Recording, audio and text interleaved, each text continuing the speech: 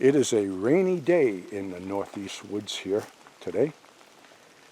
A little break in the weather at the moment. So I'm out back. I'm going to go set up a trail camera. I have an idea that might turn out to be pretty comical. So I'm going to set up a camera and then I will share the results with you if I have something worth sharing. It could go either way. This has been a very, very busy month. We've had a lot of good weather and I've been doing a lot of things, but not filming a lot. Like I said many times, I practice what I preach, folks, and on nice days, it's very hard for me to sit indoors in front of the computer.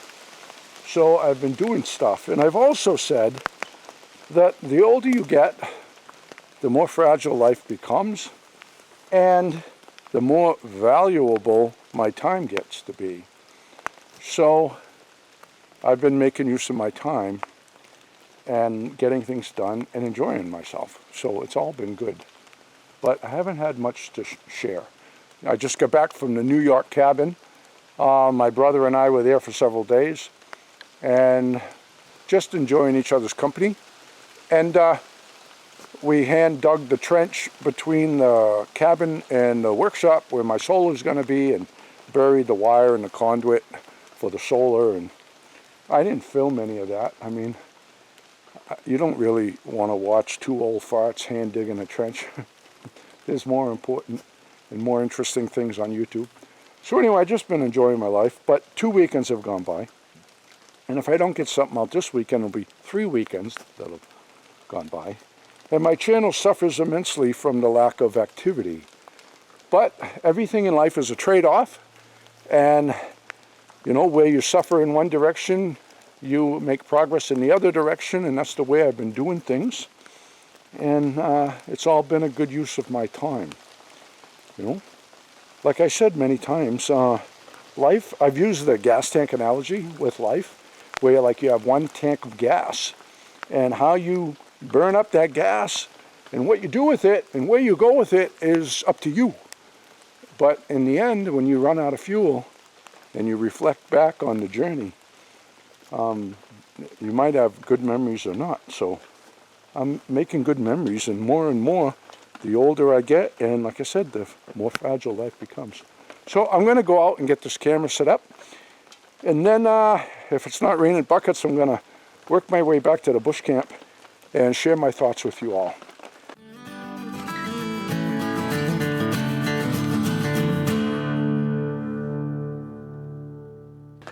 So I made it here to the bush camp, trekking through the soaking wet forest and all the slippery logs, and I got here without any injuries, but not without working up a sweat. It was chilly when I started out, but after trekking, I'm getting pitted. Good thing I don't have smell-o-vision. I do journal readings on my Patreon page, and I read them in my narration voice, and it's a nice little production. And I started reading them back in the 80s when I was building my very first cabin, and go up on weekend trips and bang up some lumber, and eventually I moved in. And one of the recent journal readings that I did was on November 24th, 1984. I was living in my cabin on the threshold of my very first winter, and life was rough, man. I was young and kind of broke, and we didn't have all the cool stuff we have now, you know, and all this free information that's available now. You wanted to learn something back then, you had to read a book or a magazine and, you know, try and decipher what you were reading. But anyway, I read how I had gotten my first deer, and I was at the base of the mountain where all the spruce are and the moss-covered rocks. And that's right here. this spot right here brings me so many fond memories, and it's where I got my very first deer. And I just love being here. The energy here is incredible. It's like sacred ground to me. So when I part with the camp, I will most likely chunk off the camp with 5 acres and sell that and keep this. But we'll see how it all unfolds. When I talk about selling the camp, for those of you that have followed my journey and know that the camp has been in my life, my entire life, and coming up here has really molded me into who I am. My dad brought me up here from the city, and I fell in love with the woods and that lifestyle. And then you watched me fix up that camp and go through all of that work, and you followed that journey, and then we moved here and we lived here for 6 wonderful years. And we're working on the 7th now. And when I talk about selling it, people are in shock. It's like, how can you do that? So I want to kind of bring you behind the scenes into my insight and how I do this. A lot of you that follow my channel have followed me long before I had a channel. They were acquaintances, maybe met me at an art show, bought some of my art, and have kind of kept up with me through the years. See what new art I did and would buy something new. And in this time frame of a few decades, have watched me build a place and live there and do my thing, and fulfill those dreams, and then go on, sell that place, and go on and do something else. And they admire that sense of freedom, but they struggle with trying to adhere to it. And they want a lot of things to be different. They want to make changes, but they are afraid to make changes. They're afraid of the unknown. And with that, I have known so many people that were at retirement age or well beyond retirement age, but were afraid to retire. They didn't really need to make more money. They weren't lacking companionship and needed to go to work for companionship, but they couldn't break free from that mold, the mold that they were poured into when they were young. We all were, and taught to live and think a certain way. A lifetime of conditioning has kept them where they are, and now they are imprisoned by it because they might be well into their 70s and afraid to retire. So the rain is starting to pick up again, and I'll probably work my way back to the camp. But before I do it, I want to share something with you. Something that falls right into play with all that I preach about on the subject of life. About how fragile life is and how it can change in a blink. And it also reinforces my gas tank analogy about when you run out of fuel and you look back on how you burned it up. Hopefully you have something good to look back on. All right? I have an old buddy of mine named Glenn. I met him when I was 17, and he was in his early 40s. And we chummed around together for a long, long time and had a lot of fun. He was one of my best buds.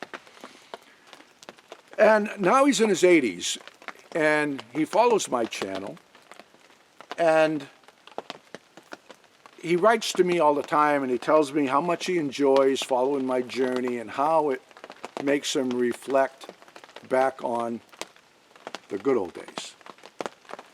And, well, let me tell you.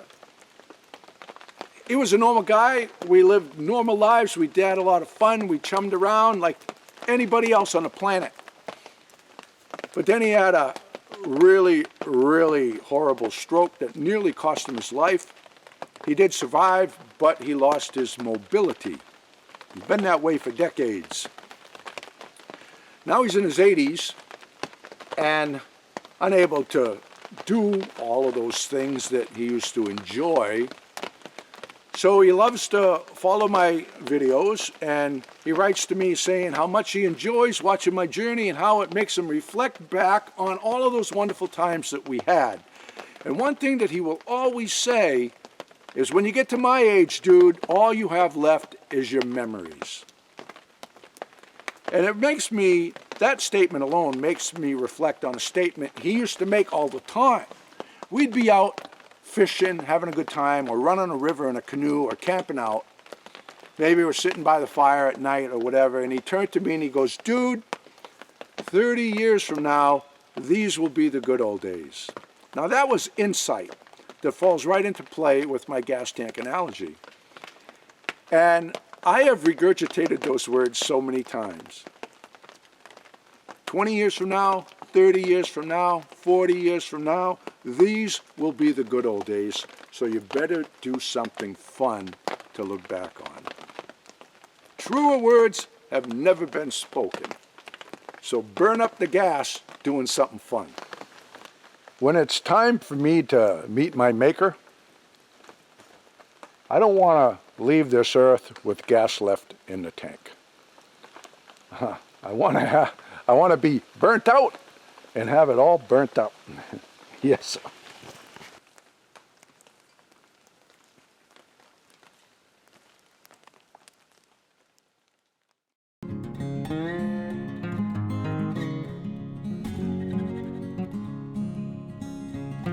When I part out with the camp, it will be putting an end to an era. A part of life that has been with me my entire life, I'm going to let go. And don't think that this will happen without mixed emotions. When I sold my very first cabin, that was a cabin I started building when I was in my teens, and then made it my home and lived there. It was about 5.5 years, and then I sold it to pursue other dreams. And when I handed over that key, it wasn't easy. It was very difficult. But I was making a huge sacrifice, and it worked, because that dream, cashing it in, had financed the next dream, the next journey. And I have been doing that process since that day forward, and I have shared that with you.